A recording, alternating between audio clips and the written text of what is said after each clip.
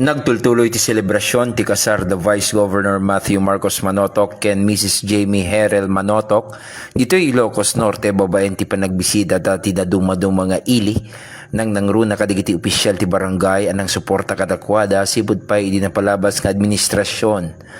Napandag iti barong nga gasawa iti munisipyo ti Banna tapno personal nga giyaman kadigiti lokal a leader iti suporta ken kaadda dagitoy iti tiyempo ti rigat ken namay. Papasalamat po kay Jamie na talagang palaging game, palaging patient at palaging supportive sa akin at sa ginagawa po natin sa Ilocos Norte.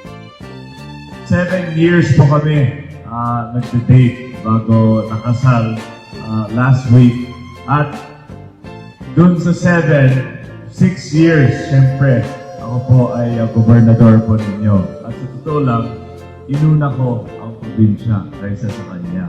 Kawawa naman siya, di ba? Kaya swerte ako na inintay niya ako. Ngayon siguro, ang panahon, kaya unahin ko ng konti ang aking asawa. Ang ating bagong daughter ng Ilocos Norte, Mang Jamie Herel Manotok.